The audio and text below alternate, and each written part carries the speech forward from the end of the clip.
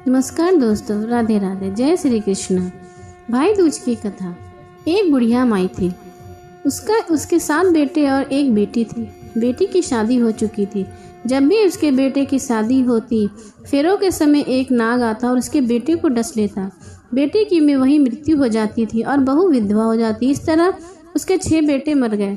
7वें की शादी होनी बाकी थी। इस तरह अपने बेटों को मर जाने के दुख से बुढ़िया रो रो कर अंधी हो गई।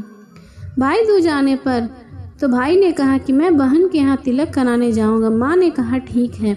उधर जब बहन को पता चला कि उसका भाई आ रहा है तो वह खुशी से पागल होकर पड़ोसन के घर गई और पूछने लगी कि जब भाई बहुत प्यारा भाई घर आ रहा हो तो क्या बनाना चाहिए। पड़ोसन उसको खुशी को देखकर जल भून गई और कह दिया, दूध से रसोई लीप ले, घी का चावल बना ले। बहन ने ऐसा ही किया। उधर जब भाई बहन के घर जा रहा था तो उसे रास्ते में सांप मिला। सांप उसे डसने को कहा। भाई बोला, तू मुझे क्यों डस रहा है? सांप बोला, मैं तुम्हारा काल हूँ और मुझे तुमको डसना है। भाई बोला, मेरी बहन मेरा इंतजार कर रही है। जब मैं तिलक कराकर वापस लौटूंगा तब तुम मुझे डस लेना। सांप ने कहा, भला आज तक कोई अपनी मौत के लिए लौट कर आया है जो तुम आओगे? भाई ने कहा, अगर तुम पर यकीन नहीं है तो मेरे झोले में आकर बैठ जाओ। जब मैं अपनी बहन से तिलक करा लूँ तब मुझे डस लेना। सांप ने ऐसा ही किया। भाई बहन के घर पहुंच गया। दोनों बड़े खुश हुए। भाई बोला, बहन जल्दी खाना दे, बड़ी भूख लगी है। बहन क्या करे, ना तो दूध की रसोई सूखे ना घी में चावल पके। भाई ने पूछा, बहन इतनी देर क्यों लग रही है, तू क्या पका रही है? तब बहन ने बताया कि ऐसे ऐसे किया। भाई बोला, पगली, कहीं घी में चावल पके हैं और दूध से कोई रसोई लिपता है? गोबर से रसोई लिप, दूध में चावल पका। बहन ने ऐसा ही किया। खाना खा के भाई को बहुत जोर से नींद आने लगी। इतने में बहन के बच्चे आ गए और बोले, मामा हमारे लिए क्या लाए हो? भाई बोला, मैं तो कुछ नहीं लाया। बच्चों ने वह झोला ले लिया जिसमें सांप बैठा था। जैसे ही उससे खोला उसमें हीरे के हार निकला। बहन ने कहा, भैया तूने बताया नहीं कि तू मेरे लिए इतना सुंदर गिफ्ट लाया है। भाई बोला, बहना मुझे पसंद है तो तू ले ले, तुझे हार का क्या करना। अगले दिन भाई बोला, अब मुझे जाना है, मेरे लिए खाना रख दे। बहन ने उसके लिए लड्डू बनाकर डब्बे में रख दिया। भाई को कुछ दूर जाकर थक कर वह पेड़ के नीचे सो गया। उधर बहन के जब बच्चों को भूख लगी तो माँ ने कहा कि खाने को दो। माँ ने कहा, खाना अभी बनने में देर है। तो बच्चे बोले कि मामा को जो रखा है वही दे दो। तो वह बोली कि लड्डू बनाने के लिए बाजरा पीसा है, वही बचा पड़ा है चक्की में, जाकर खा लो। बच्चों ने देखा कि चक्की में तो सांप की हड्डियाँ पड़ी हैं। यही बात माँ को आकर बताई तो वह बावड़ी सी होकर भाई के पीछे भागी। रास्ते भर लोगों से पूछते गई, किसी ने मेरा गैल बटोई देखा है, किसी ने मेरा बावड़ा सा भाई देखा है। तब तक एक बताया कि कोई लेटा है पेड़ के नीचे, देख ले वहीं तो तेरा भाई नहीं। भागे भागे पेड़ के नीचे पहुंची, अपने भाई को नींद से उठाया। भैया कहीं तूने मेरे लड्डू तो नहीं खाए? भाई बोला, ये ले तेरे लड्डू नहीं खाए मैंने, ले दे के लड्डू ही तो दिए थे। उसके पीछे पीछे आ गई। बहन बोली, नहीं भाई तू झूठ बोल रहा है, जरूर तूने खाया है, अब तो मैं तेरे साथ चलूँगी। भाई बोला, तू ना मान रही तो चल फिर। चलते चलते बहन को प्यास लगती है। वह भाई को कहती है कि मुझे पानी पीना है। भाई बोला, अब मैं यहाँ तेरे लिए पानी कहाँ से लाऊं? देख दूर कहीं चील उड़ रही है, चली जा, वहाँ शायद तुझे पानी मिल जाए। वह बहन वहाँ गई और पानी पीकर जब लौट रही थी तो रास्ते में देखा कि एक जगह ज़मीन में 6 शिलाएँ गड़ी हैं और एक बिना गड्ढे के रखी हुई है। उसने एक बुढ़िया से पूछा कि शिलाएँ कैसी हैं। उस बुढ़िया ने बताया उसे 7 बेटे थे, 6 बेटे की तो शादी के मंडप में ही मर चुके हैं, तो उनके नाम की शिलाएं जमीन में गड़ी हैं।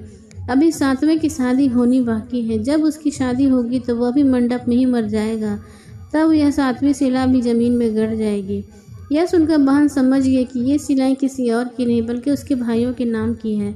उसने उस बुढ़िया से अपने 7वें भाई को बचाने का उपाय पूछा। बुढ़िया ने उसे बतला दिया कि वह अपने 7वें भाई को कैसे बचा सकती है। यह सब जानकर वह वहाँ से अपने बाल खुले कर पागलों की तरह भाइयों को गालियाँ देते हुए चली गई।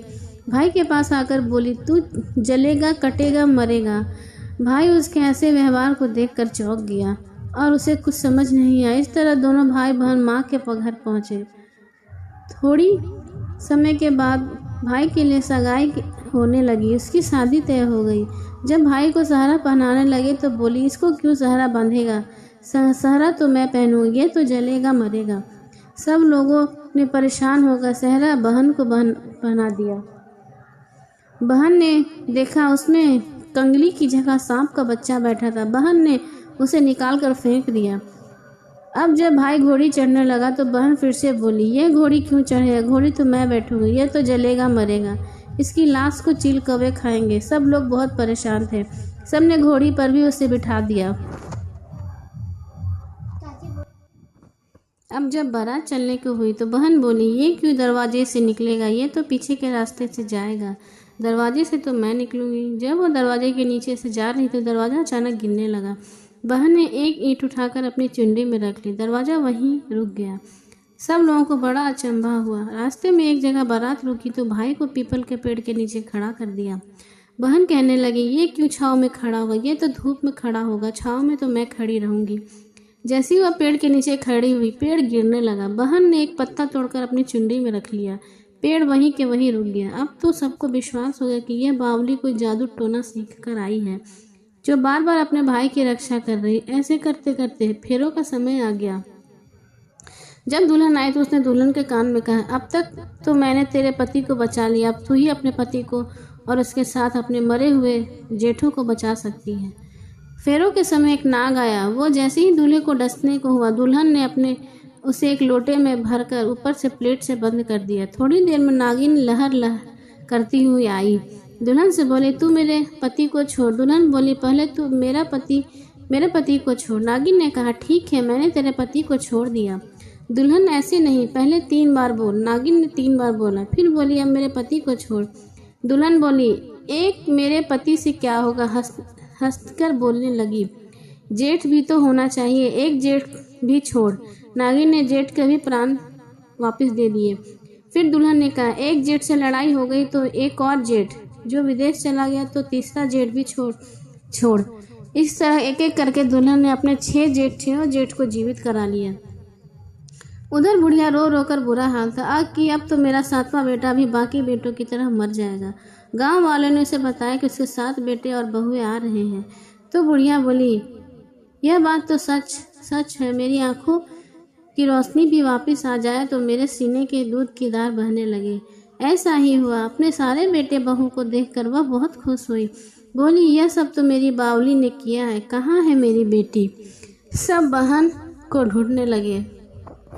देखा तो वह भूसे की कोठरी में सो रही थी। जब उसे पता चला कि उसका भाई सही सलामत आया है तो अपने घर को चली। उसके पीछे पीछे सारी लक्ष्मी भी जाने लगी। बुढ़िया ने कहा, बेटी पीछे मुड़कर देख, तू सारी लक्ष्मी लेकर जा रही, तेरे भाई क्या खाएंगे? तब बहन ने पीछे मुड़कर देखा और कहा, जो माँ ने अपने हाथों से दिया वह मेरे साथ चल, बाकी सब भाई भाभी को वापस रहे। इस तरह एक बहन ने अपने भाई की रक्षा की।